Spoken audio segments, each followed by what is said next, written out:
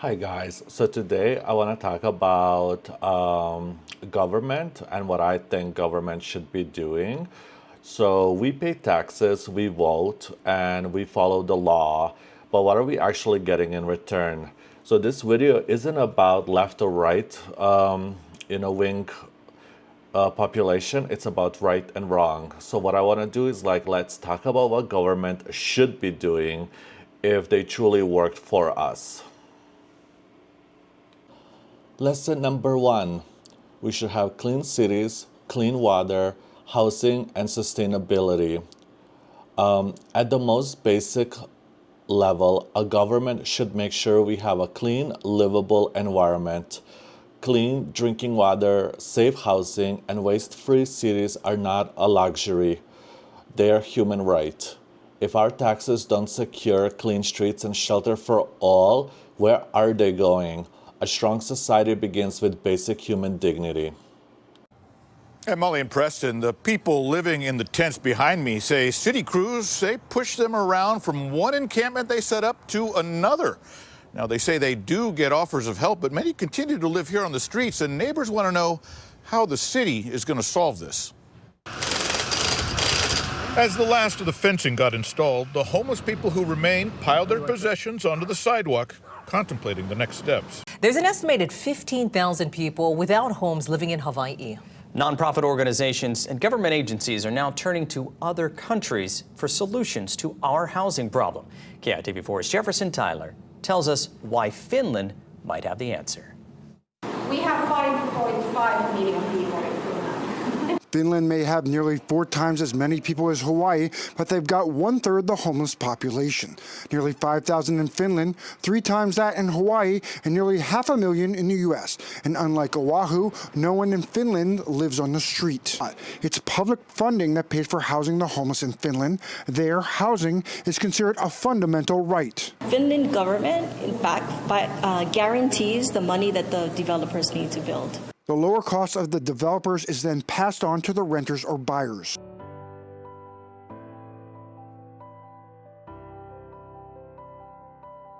Housing is a fundamental human right, and everyone deserves a home. And ending homelessness and the efforts around that is one way to achieve that. What were you seeing, and when were you seeing it?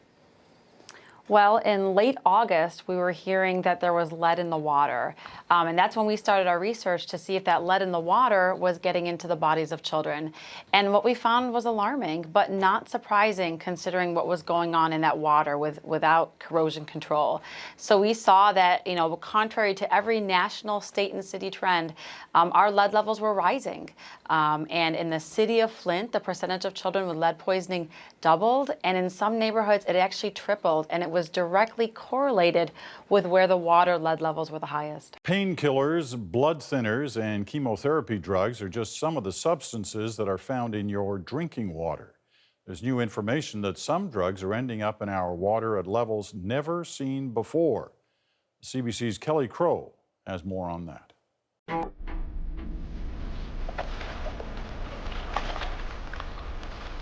$8 million metric tons of plastic trash enters the sea from land every year. The equivalent of 5 plastic bags filled with trash for every foot of coastline in the world.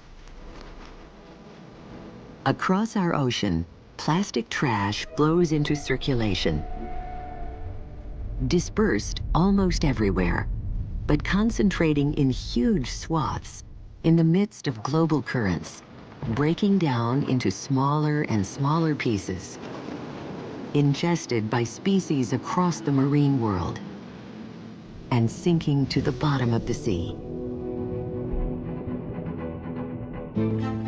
Anyone can make plastic anywhere in the world and sell it anywhere else in the world. There's no design paradigm, there's no barriers. In order to solve the plastic packaging problem, we need to effectively rethink the entire system. From one which is linear, i.e. take, make, dispose, to one where it can be recovered and fed back into the economy as a valuable plastic material, or one where it is biobenign and it can enter the environment. The ultimate goal of the new plastics economy is to design an economy where plastic packaging never becomes waste.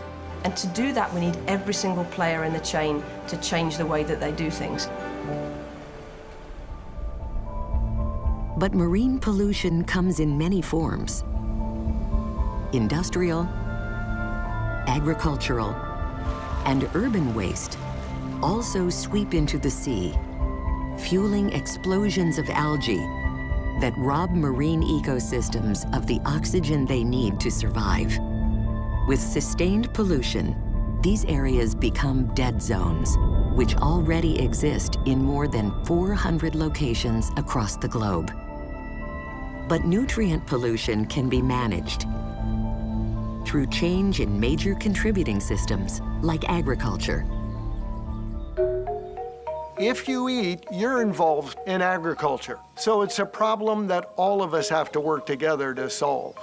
Soil health is critical for water quality. It's the first thing we have to focus on.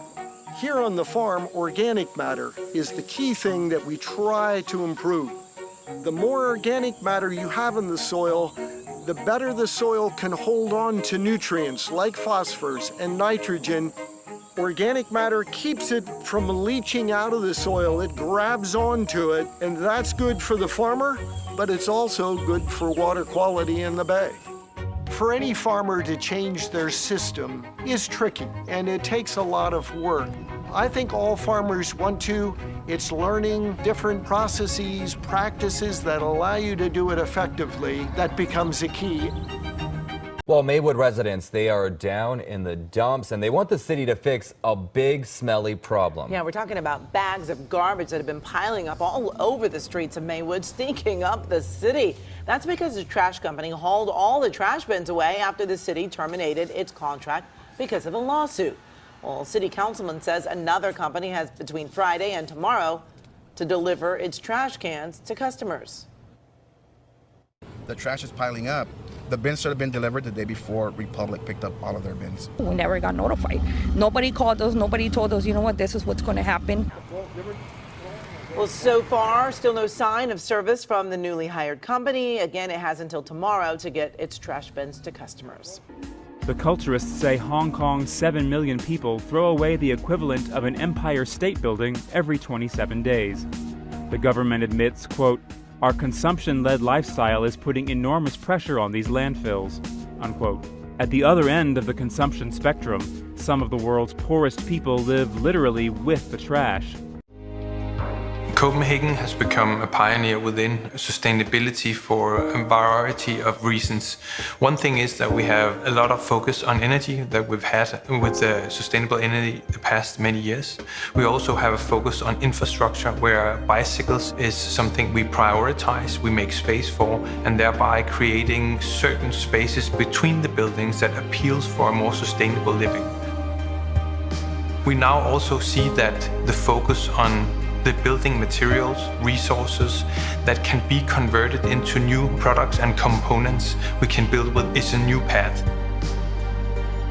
We have to believe as architects, builders, engineers, that the impact we have when we build one building and do something right is way larger than that project itself, but that it can inspire and accelerate sustainability around the world.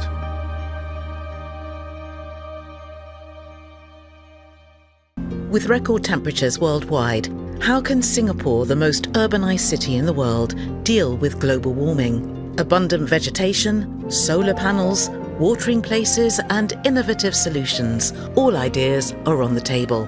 So the elephant has evolved a textured skin to release all that heat. So we were very inspired by that in Singapore to actually create textured tiles that you see in front of you. It's important for us to really try and see how we can extend the public life, extend the greenery, extend nature up into the building. Will Singapore establish itself as the urban model of the future?